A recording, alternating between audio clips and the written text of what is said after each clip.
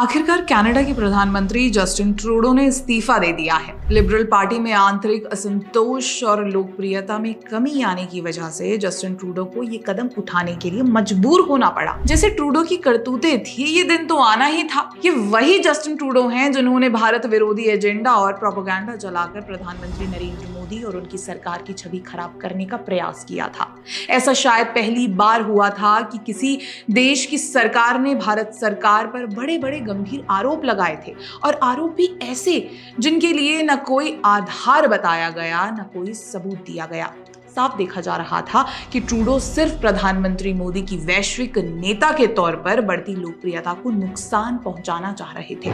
अब वो ऐसा क्यों कर रहे थे या किसी के इशारे पर कर रहे थे, इस पर कई बार चर्चाएं हो चुकी हैं। लेकिन एक बात तय है कि ट्रूडो आज भारत से बैर लेकर जरूर पछता रहे होंगे।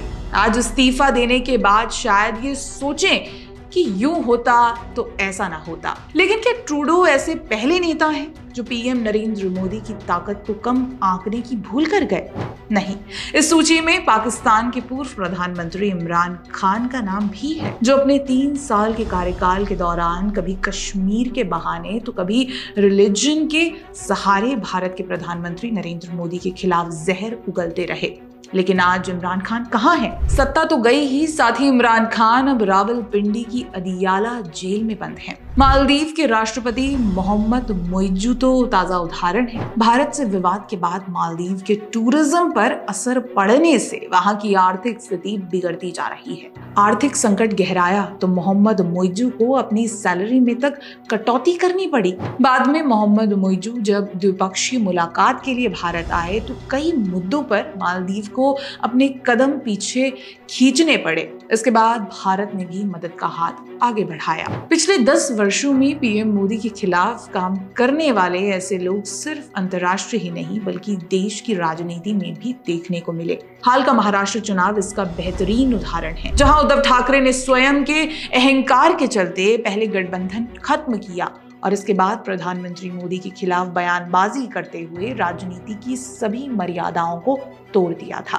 उद्धव ठाकरे से सत्ता, पार्टी, कार्यकर्ता सब छूट गए और बुरी हार झेलते हुए आज सिर्फ पार्टी विलय का एक मौका तलाशने तक सिमट गए। शरद पवार के साथ भी यही हुआ। स्वघोषित चाणक्य बनकर शरद पवार ने प्रधानमंत्री मोदी के खिलाफ कभी इंडी गठबंधन और कभी महाअगाड़ी गठबंधन में भूमिका निभाई, लेकिन अपने राजनीतिक जीवन की सबसे बुरी हार झेलते हुए आज शरद पवार कहाँ हैं और आगे की क्या योजना बना रहे हैं, ये स्वघोषित चाणक्य शरद पवार को नहीं पता। पाकिस्तान प्रेमी और कांग्रेस नेता मणिशंकर अय्यर को कैसे भूल सकते हैं? मणिशंकर अय्यर यूपीए 1 और यूपीए 2 के दौरान केंद्रीय मंत्री के साथ साथ कांग्रेस के बड़े रणनीतिकार के तौर पर जाने जाते थे। अपनी जिंदगी की ऐतिहासिक भूल करते हुए उन्होंने कह दिया था कि एक चाय वाला कभी पीएम नहीं बन सकता।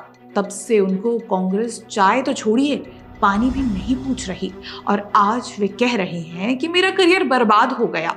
ऐसे ही एक समय था जब भारत की मोदी विरोधी ब्रिगेड को कन्हैया कुमार, जिग्नेश मेवानी और हार्दिक पटेल जैसे नेताओं में अपना नेतृत्व नजर आ रहा था। तीनों नेताओं को बड़े धूमधाम से कांग्रेस में शामिल किया गया और दावा किया गया कि बस अब पीएम नरेंद्र मोदी की राजनीति का तोड़ मिल चुका है। हुआ क्या? ये सभी राहुल गांधी ही निकले। कन्हैया कुमार तो एक चुनाव तक नहीं जीत पाए और हार्दिक पटेल को बाद में बीजेपी में ही भविष्य नजर आया। दरअसल देसी इकोसिस्टम पिछले 10-11 वर्षों में प्रधानमंत्री मोदी को हराने के लिए समय समय पर विपक्षी नेताओं को चुनता रहा और उन्हें प्रधानमंत्री मोदी का तोड़ बताता रहा है। इस कड़ी में इकोसिस्टम ने कभी राहुल गांधी को खड़ा किया, कभी अरविंद केजरीवाल को, कभी ममता बनर्जी को। दरअसल इस इकोसिस्टम के कुछ छुटभैया प्रोपेगेंडिस्ट तो अखिलेश यादव तक को प्रधानमंत्री मोदी का तोड़ बता चुके हैं। पर सवाल उठता है कि ऐसा क्या है जो प्रधानमंत्री नरेंद्र मोदी को इन सब से हमेशा ऊपर रखता है, इतना ऊपर कि ये नेता चाहकर भी और तमाम कोशिशों के बावजूद उन्हें हराना तो दूर, उनसे ढंग से लड़ नहीं सके। हमारे विचार से वो है प्रधानमंत्री नरेंद्र मोदी के लोकतंत्र में आस्था, परंपरागत राजनीति का उचित सम्मान और किसी व्यक्ति विशेष के खिलाफ काम न करें का दृढ़ संकल्प। वे केवल देश और राष्ट्र हित के बारे में सोचते हैं, उसी के बारे में काम करते हैं और उसे ही अपने जीवन दर्शन में सबसे ऊंचा स्थान देते हैं। तमाम आलोचनाओं के बावजूद वे सबको साथ लेकर लेकर चलने में विश्वास रखते हैं। यदि हम अंतर्राष्ट्रीय स्तर पर देखें तो अंतर्राष्ट्रीय मंचों पर उनका आचरण एक स्टेटमेंट का रहा है।